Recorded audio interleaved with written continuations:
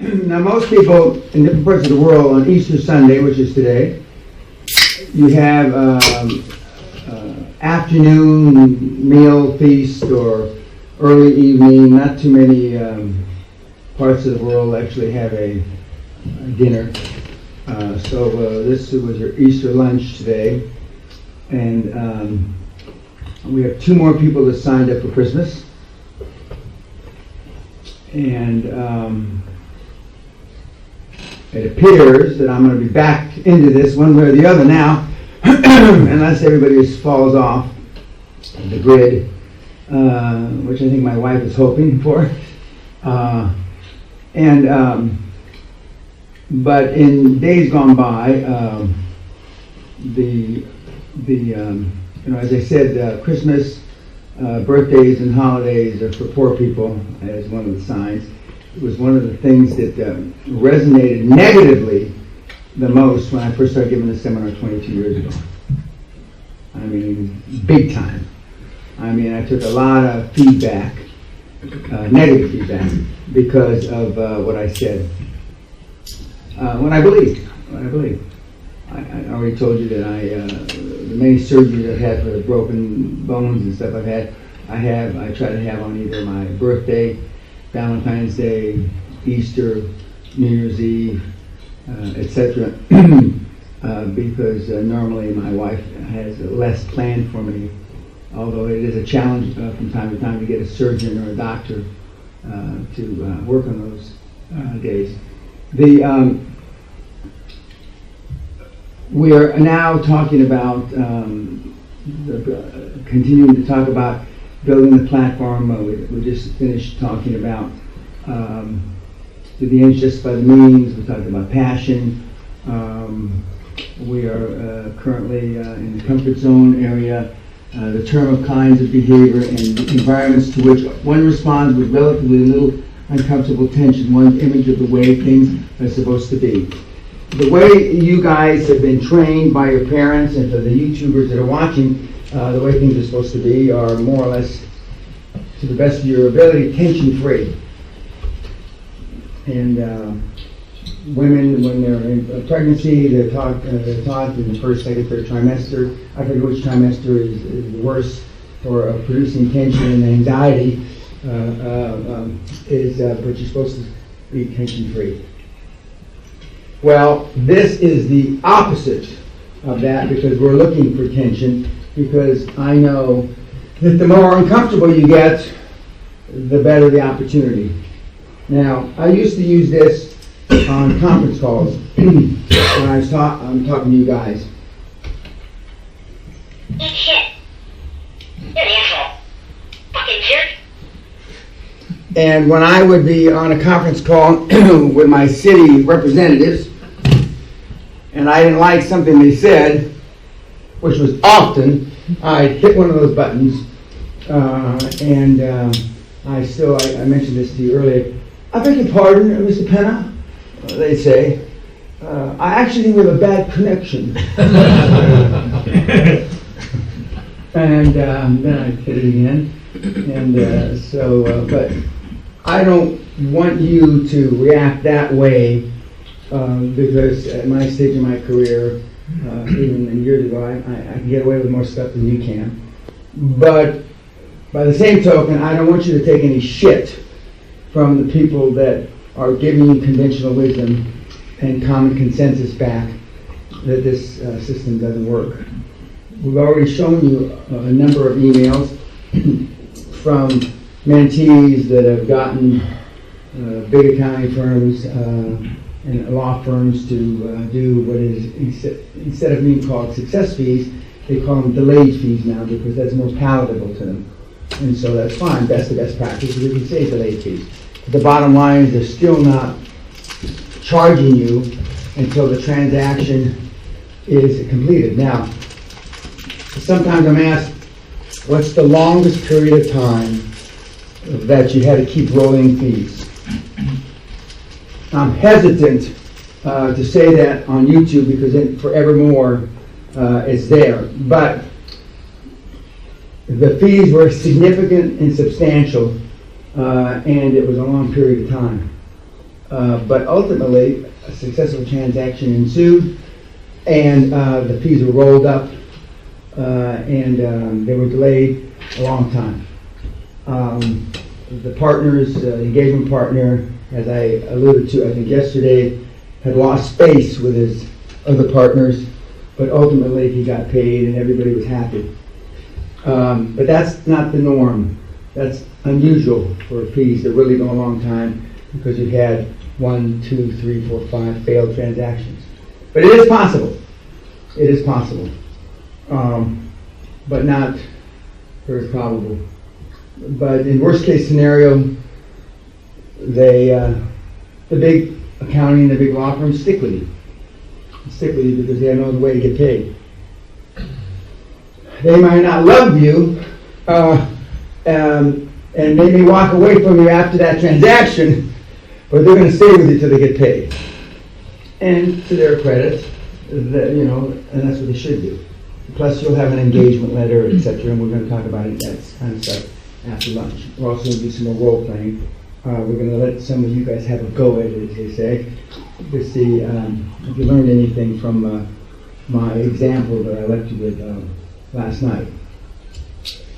Tonight you go out on your own. This may be the first time many of you have had Easter dinner in a restaurant away from home without your family, maybe in many, many years. I'm not suggesting you make practice of it, but it won't kill you. It won't kill you. Just a lot of the other things that I'm teaching you, coaching you, mentoring you to do won't kill you. That may make you feel uncomfortable as hell, but as my mentor Jim Newman, the founder of PACE, Personal and Company Effectiveness, your comfort zone now is the image of the way things are supposed to be based on your previous experience. Your new reality, so to speak, once you leave here, will be a different scenario, will be a different set of facts, because you'll know, just like I gave you the analogy, the most admired companies, Steve Jobs, Apple, you had never connected those dots before. Nobody connects those dots. So don't feel like the Lone Ranger. That's an American terminology for a program that used to be on TV, but don't feel alone. The dots that very seldom are connected. And they're not connected for the YouTube, Apple, considered, if not the most admired company, one of the most admired companies. Steve Jobs, one of the ruthless CEOs of all time. And yet, while he was CEO of Apple, they were considered the most admired company. So, and the DNA of the company flows down from the CEO and founder in his particular case, and yet the company was still one of the most admired, and in certain circles, the most admired, which you've been taught before about political correctness and happy, slappy, kissy face management styles. It doesn't compute. It doesn't compute. And very few people connect those dots. Speaking of connecting dots, as I would have expected, the physicist in the group, on my desk I had these two things. And before I even saw who left them for me, and I'm assuming you left them for me, Robert. Kim printed them out. Okay, but you left them for me. I knew who left them for me.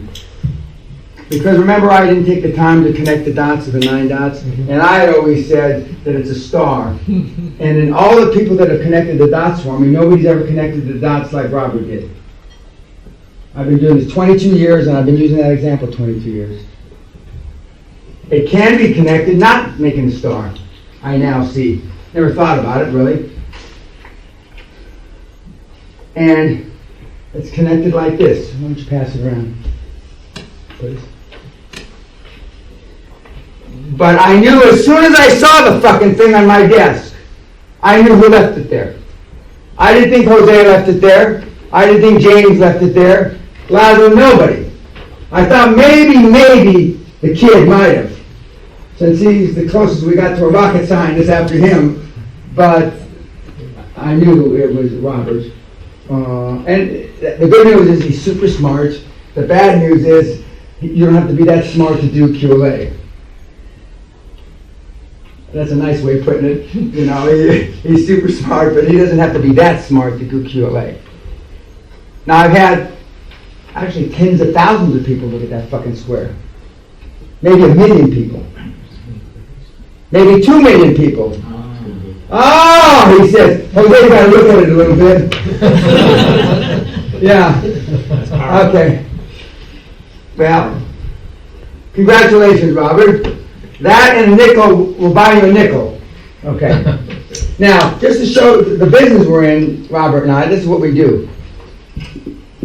Okay. But do you have the film? You know, the film that shows how we do solar panels and that shit? Yep. Okay, well, maybe he'll take it to the restaurant and you can, you know, while you're having a pint, you can look at it.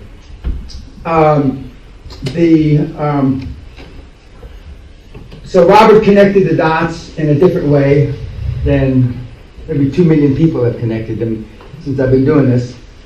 And it's better to be smart, but the best combination is to be lucky and smart.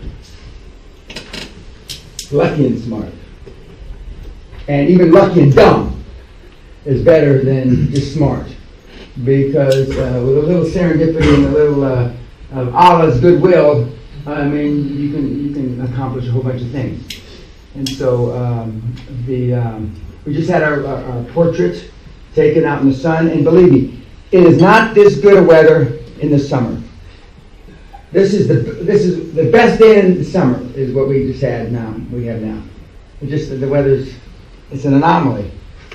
You know, all the things are juxtaposed in the right position because it could just as easily been fucking snowing in a blizzard this time of the year. And it wouldn't surprise me if it didn't snow tonight.